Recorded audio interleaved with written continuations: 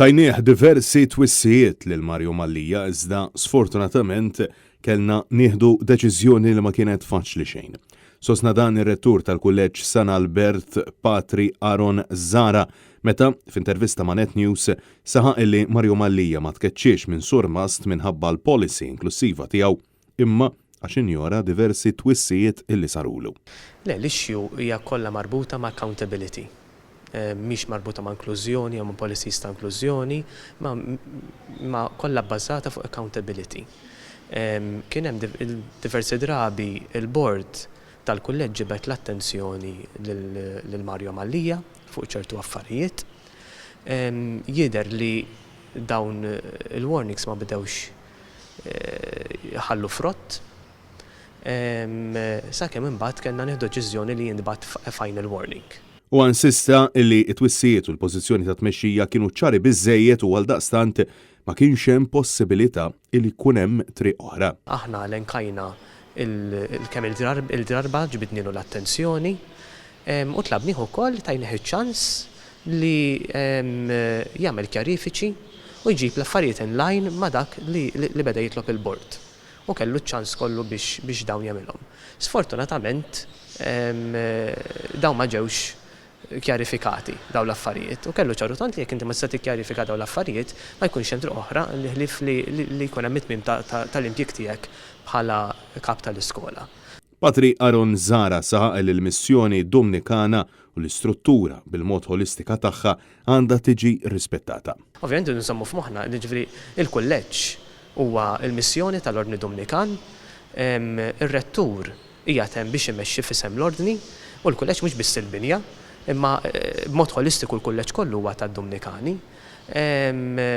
Allura sfortunatament kellna nieħdu dik id-deċiżjoni ta' tmiem tal-impjieg ta' Sur Mario Mallija. Mistoqsi minn Net News sabiex isemmi eżempju wieħed fejn Mario Mallija njora l kollox it-tmexxija tal-iskola u insista li l-pass li ħalek Surmast fuq koperattiva li kellha tmexxija għall-kentin tal-kulleġġ kien dak illi wassal sabiex tittieħed tali deċiżjoni. L-an tal-koperattiva naqblu miegħu għax huwa għan-nobli, inti ma tistax twaqqaf koperattiva fil-proprjetà ta' ħadd ieħor, bil-ħaddiema ta' ħadd ieħor, tagħmel użu anke mill-kentin mingħajr ma tinforma il-proprjetarji tal-kulleġġ, tmur tirreġistra din il-koperattiva b'indirizz ta' ħadd ieħor u lilna ma tinformanix. Dik kienet waħda mill-issues il-kbar. Ġifri hemmhekk aħna tinkwitana li inti l-impjegat tiegħek imur japplika b'indirizz ta' ħadd ieħor u inti ma tkunx taf. Jiena sirt naf bil-koperattiva minn barra. Jiena ma' Mario kien ikolli laqgħa kull ġimgħa u konna nintaqgħu diversi drabi u anke exchange ta' emails, messaġġi, jiġifieri imbagħad li tiġi tgħidli għax insejt ngħidlek fuq koperattiva. Naħseb hemmhekk it's one of the main issues. Wara li l-MUT ddeċidiet li tuħu passi legali fil-konfront ta' tmexxija għat-tkeċċija ta' Mario Mallija, ir-rettur sostna li huwa propju dak illi rriedu li jseħħ għaliex għandhom fiduċja sħiħa fil-qorti industrijali. Għandna fiduċja sħiħa fit-Tribunal Industrijali għax hemmhekk huwa l-post fejn inti tista' tressaq il-każ tiegħek, mhux fuq il-medja, fuq il-medja tista' tgħid ħafna affarijiet, jistgħu ħafna affarijiet. Nista' nieħdu l-kors tal-ġustizzja kif inhu mistenni, imma aħna dejjem xtaqna li dak ikun il-forum fejn aħna npoġġu il-karti u nresqu l-każ tagħna b'mod legali wkoll. Filwaqt li l-Arċisqof Charles Scicluna malli nibtet din il-kwistjoni taħraq kien offra li jservi ta' intermedjarju bejn iż-żewġ partijiet, il-kelma finali xorta waħda tibqa' tal-Ordni Dominikan.